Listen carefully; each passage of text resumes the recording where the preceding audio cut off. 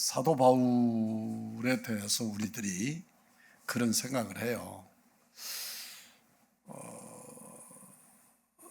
성경에서 그리고 자신이 그리고 그의 제자들이 그의 동역자들이 사도라 그렇게 부르고 또 그 사역을 행함에 조금도 흠이 없이 감당을 하시니까 그렇기는 한데 실제로 사도성이라고 하는 게 우리 주 예수 그리스도와 더불어서 3년의 동역 생활이 기본이 되어야 된단 말이죠.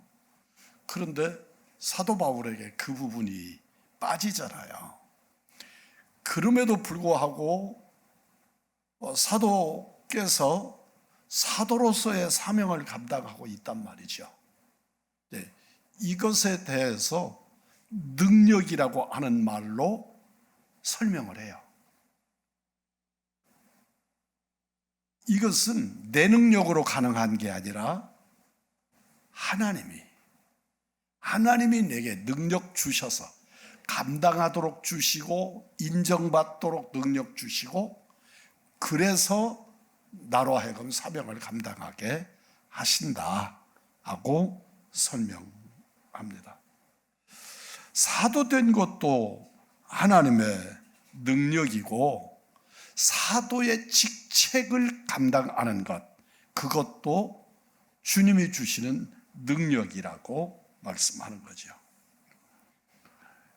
사도라고 하는 말을 우리말로 표현하면 보내심을 받은 자입니다. 보내심을 받은 자라고 하는 말을 사람에게 적용을 하면 이 땅의 모든 그리스도인들이 다 하나님께로부터 보내심을 받은 자들이지요. 주께로부터 보내심을 받은 자입니다. 그래서 우리들로 하여금 세상을 향하여 그리스도의 복음을 들고 보내심을 받아서 우리는 그 사명을 감당해야 하는데 그것이 내 힘이나 내 능력이 아니라 주의 능력이다 하고 말씀하는 겁니다.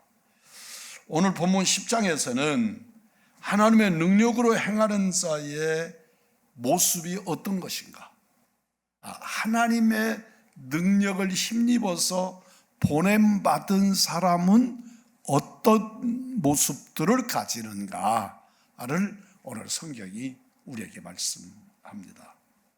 첫째는 온유와 관용의 사람이라는 겁니다. 온유하고 관용이 있는 사람이라는 것이죠. 여러분,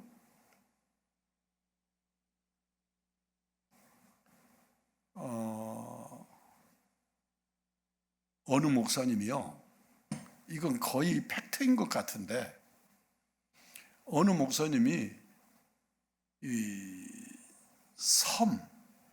서해안에 그 외딴 그런 섬에 가서 사역을 하시다가 그곳 당회와 목사님이 대립을 했어요. 그러고 보면 교세가 전혀 없는 교회는 아니었던 거죠. 그래서 했는데 목사님이 그곳을 떠나서, 그 섬을 떠나서 내가 여기 이 섬이 땅 끝인데 여기서 내쫓김을 당하면 갈 곳이 어디냐, 내가 어디 가서 사역을 할 수 있지? 그래서 이분이 역발상을 하는 거예요. 오히려 서울로 가자.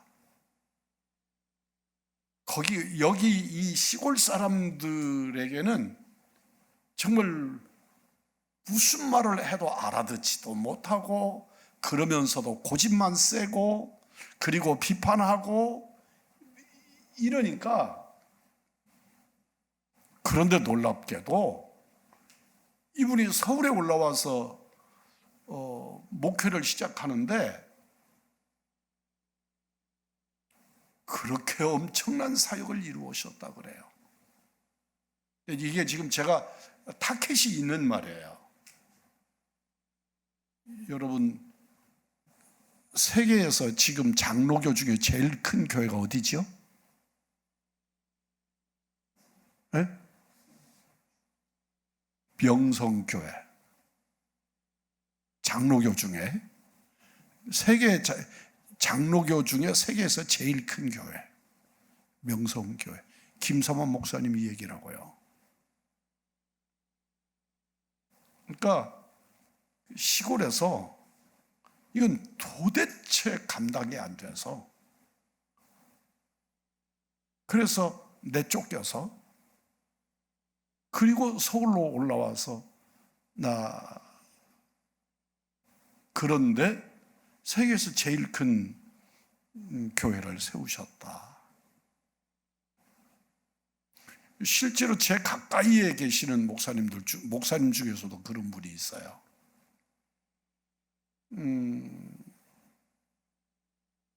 여수 앞에 있는 섬에서 그 목회가 너무너무 안 되는 거예요.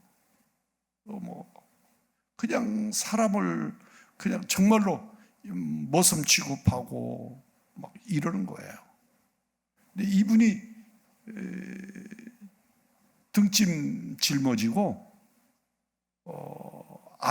그때 당시에 낳은 아들 하나 손에 붙잡고, 그리고 서울로 올라와서 종암중앙교회라는 교회를 개척했는데,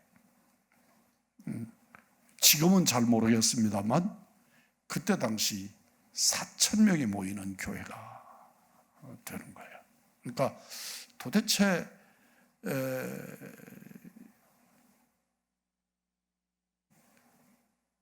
이렇게 극단적인 표현을 쓰지 않더라도 가난하고 어렵고 이런 지역에 비해서 그렇지 않는, 오히려 서울의 강남이나 이런 지역들의 사람들이 하나님의 복음을 받는 확률이 훨씬 더 높대요. 복음에 대한 이해도 높고 받아들임의 흡수력도 강하고 까칠하지 않고 그렇다는 거죠. 여러분, 힘 있는 사람, 힘 없는 사람 둘을 놓고 보면 힘 있는 사람, 힘을 가진 사람이 훨씬 너그러워요. 까칠하지 않아요. 어설프게 아는 사람들이 그것을 가지고 살고 죽는다고 싸우려고 덤벼요. 그런데 그 깊이를 정말 알 수 없는 깊이까지 가지는 그런 지적 욕 가진 사람들은 어떤 문제를 받아들임에 있어서 그렇게 살고 죽는 것처럼 그렇지 않아요. 제가 인생을 살아오면서 내가 스스로 경험해 보는 것도 그래요. 여유 없는 사람은 온유도 관용도 베풀지 못하는 것을 봅니다. 바울은 수많은 모함을 당하고 공격을 당하고 배신을 당했지만 사도 바울은 그들을 향하여 관용을 베풀고 온유로 권면합니다. 하나님이 주시는 능력이 그를 감쌌기 때문에 그렇습니다. 성령 충만함으로 나타나는 권능의 역사, 그것이 사람들의 눈에는 관용으로 보이고 온유함으로 보이고 여유로 보이는 것이지요.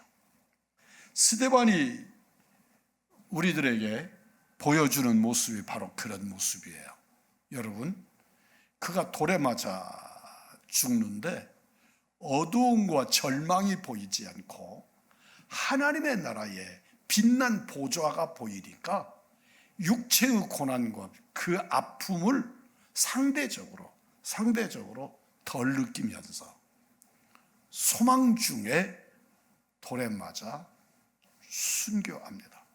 그런데 그의 얼굴이 빛이 났다고 말씀을 하시는 것은 그가 바라보는 세계가, 그가 바라보는 천국이 정말 황홀했기 때문에 그는 지금 내가 당하고 있는 아픔, 내가 당하고 있는 죽음의 두려움보다 거기가 크니까 그는 그런 은혜를, 그런 모습을 드러내 보이는 것입니다. 우리들은 그런 모습들은 사람의 힘으로는 불가능하죠. 내가 표시 안 해야 돼. 나 안 낼 거야. 여러분, 그건 내 생각이고, 내 몸에 살이 터지고 뼈가 부러지고 머리가 깨지고 피가 흐르고 죽어가고 있는데 끝까지 관용말을 인간의 능력으로 표현할 수 있다고요? 아닙니다.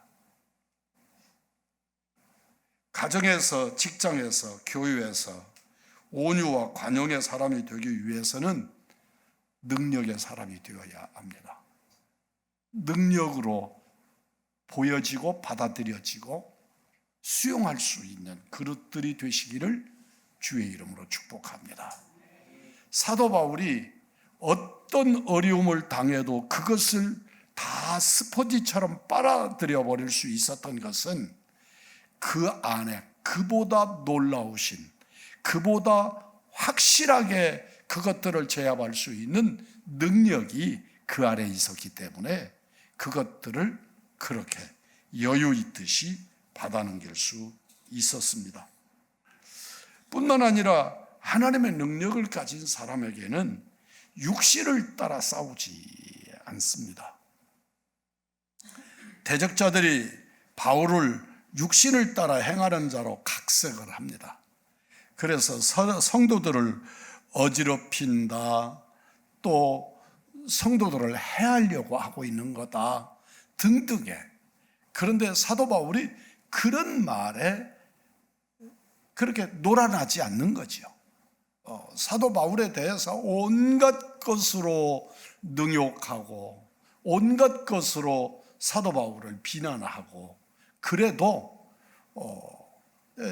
세상을 살면서 보니까 어느 때 내가 어떤 사람이 무슨 말을 해도 그냥 침묵하고 그냥 받아줄 수 있고 그럴 수 있느냐, 어느 때가 그럴 수 있는가, 두 가지죠.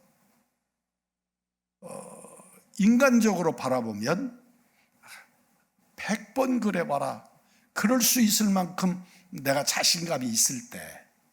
두 번째는 성령에 사로잡힐 때, 성령에 사로잡힐 때, 그럴 때 성령에 사로잡히면 할 때만 해봐라 그렇게 생각하는 것이 아니고, 주여 긍휼히 여겨주시옵소서, 오히려 그를 위하여 기도하게 되지요. 인간의 의지나 그 어떤 것을 가지면 오히려 좀 괴악스러운 마음을 가지면서 태도를 취해도 성령에 취하면, 성령이 충만해지면 그를 안쓰럽게 여기고 그를 긍휼히 여겨지고 그렇게 되는 것입니다. 바울이 싸우는 것은 육신에 속한 것이 아니라 영적인 것이라고 진단합니다. 위장된 사탄의 모든 진을 무너뜨리고 위장된 이론을 무너뜨리는 하나님의 능력을 가지고 사도 바울이 싸우고 있는 겁니다. 이 싸움을 가리켜서 영적인 싸움이라 그렇게 표현합니다. 육신의 지혜로 하지 않고 하나님의 은혜로 행하는 것이 바울과 그 일에게 자랑거리였습니다. 그러니까 사도 바울이 어떤 시련과 역경의 상황을 겪어도 그것에 대하여 넉넉하게 이길 수 있었던 것은 어떤 그가 훌륭하고 똑똑하고 뭐 이런 문제가 아니라 하나님의 영광의 역사 아래서 능력을 힘입고 싸우기 때문에 그는 그것들에 대해서 그렇게 혈기로 또는 자기 감정으로 대하지 않고도 견딜 수 있었던 것이지요. 성도가 세상에서 인간관계를 가질 때 육체의 지혜대로 하지 않고 하나님의 능력으로 행할 때 행복할 수 있습니다.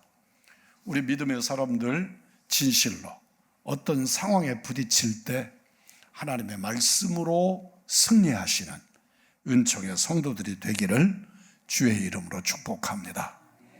뿐만 아니라 하나님의 능력이 나를 지배하면 말씀에 복종하게 됩니다.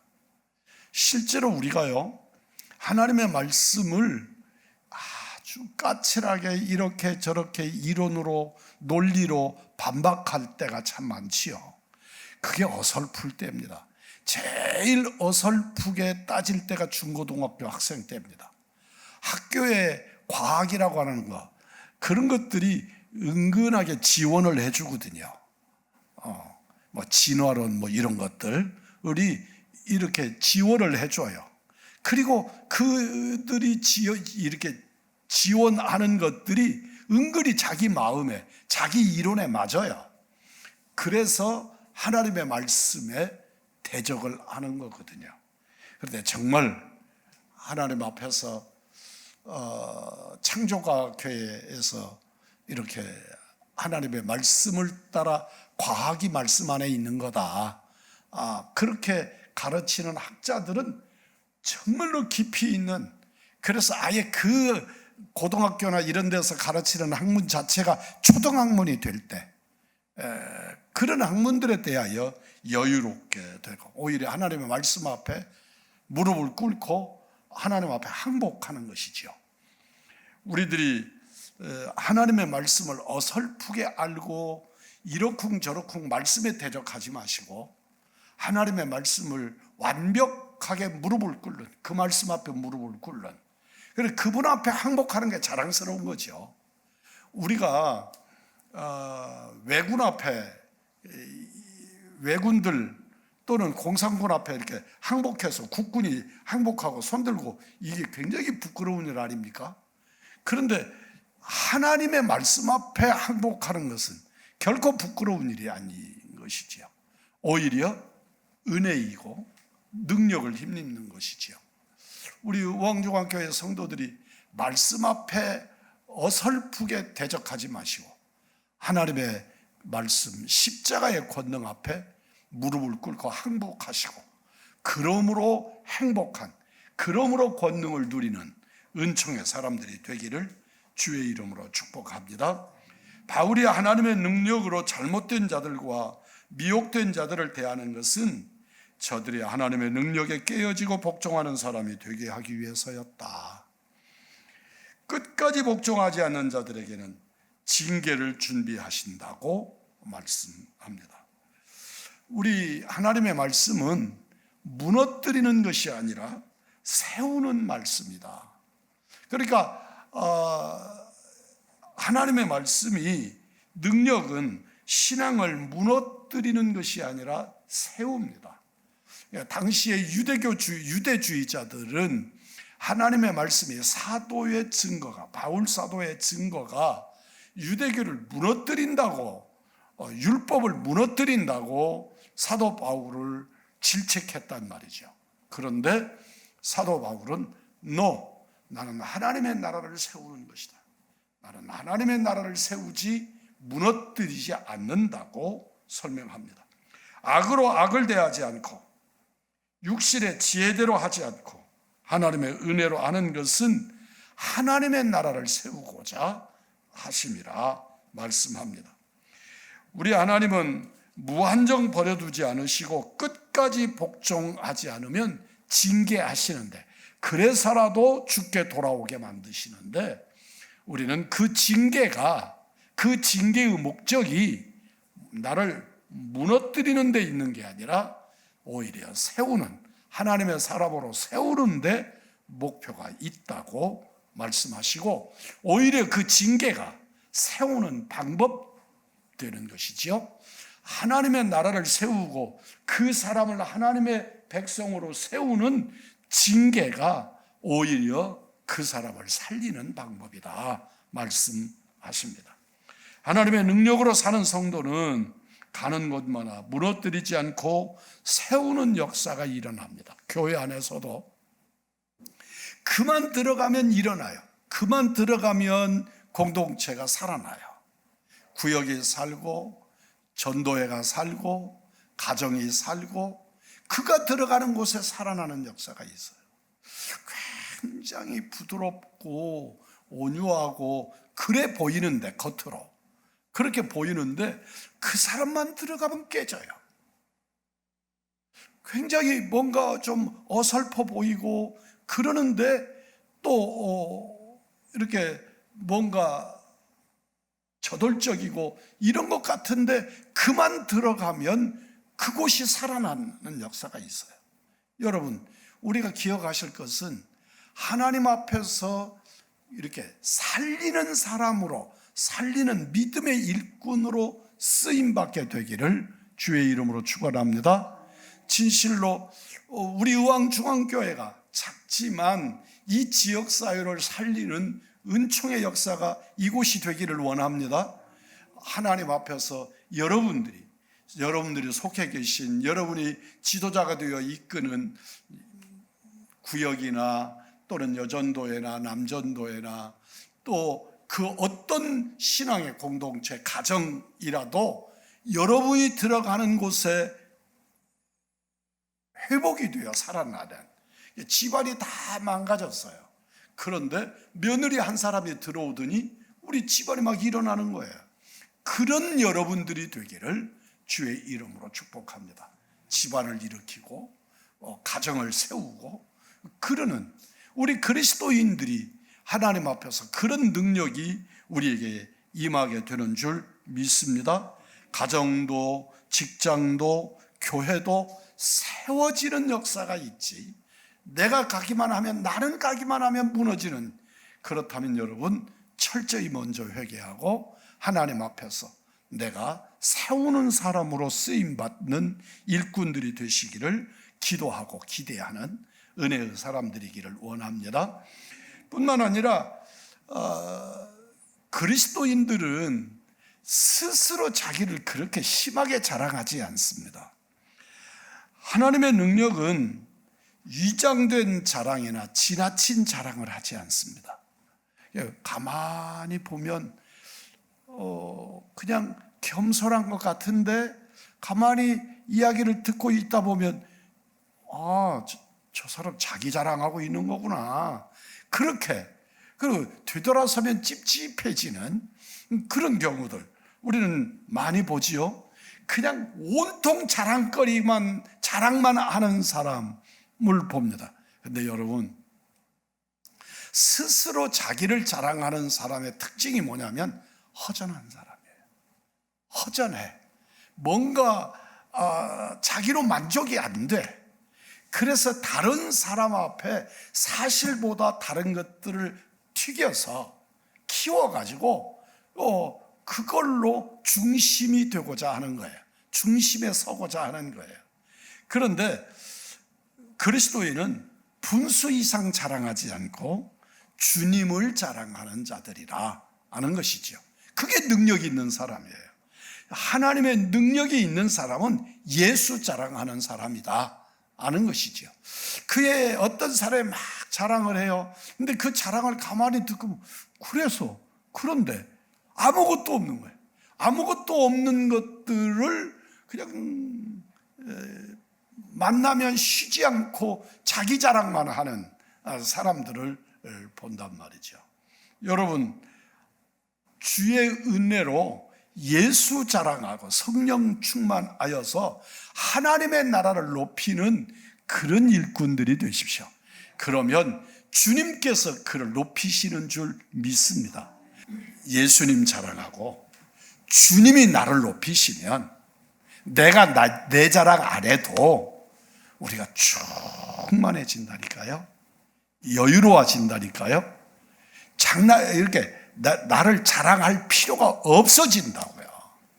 근데 사도 바울이 오직 나는 누구만 자랑한다? 주님만. 십자가만 자랑한다. 나는 주님만 자랑한다. 그러니까 다른 사람들이 저는 못난 사람이냐, 그런데 주님만 자랑하는 사도 바울에게 부족함이 없어요.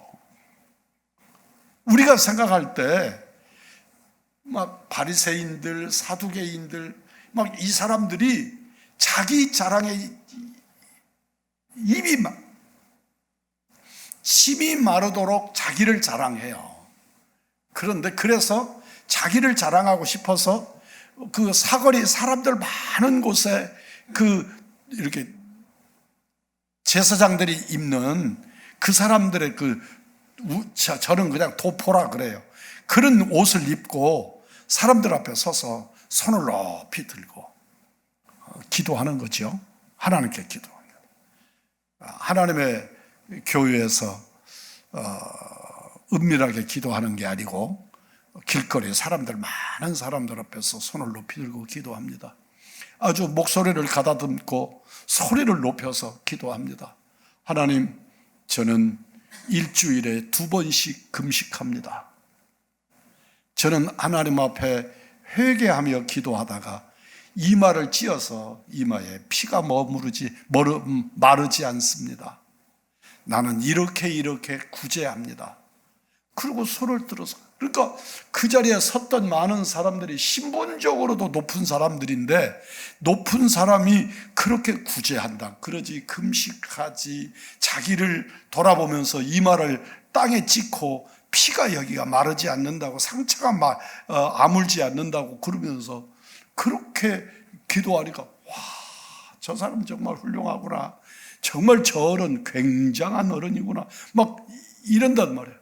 그리고 돌아가면서 자기 마음으로 속으로 느끼해져서 아주 만면의 웃음을 웃고 집으로 돌아간단 말이죠. 그래서 사도 바울은 그런 사람들을 바라보면서 주만 자랑해라, 네 자랑하지 마라, 이게 허망한 일이다 하고 말씀하시는 것이지요. 사랑하는 성도 여러분, 고린도 사도 바울의 하나님께서 정해주신 선교지의 범위를 돌아 사명을 감당해서 고린도에 이르렀는데, 사도 바울이 복음을 증거해서 일구어 놓은 그 자리에 예루살렘으로부터 느닷없이 내려온 어떤 사람들이 그곳에 와서 사도 바울이 일구어 놓은 터에 와서 오히려 사도 바울을 공격하면서 사도 바울이 왜곡된 사람이라고, 그리고 자기들이 옳다고, 사도 바울이 일궈놓은 터전에 와서 자기들을 자랑하는 이들에 대하여 사도 바울이 관용하는 것을 바라봅니다. 건강한 신앙인은 하나님의 능력으로 사는 사람들입니다. 그래서 진정한 그리스도인들은 주 안에서 자랑한다. 뭘 자랑할까요? 주님 자랑한다. 주님 자랑합니다. 따라서 하십시다. 주바라기. 아멘. 주님 자랑하고 주님 바라보고 주님으로 승리하시는 모두가 되기를 원합니다.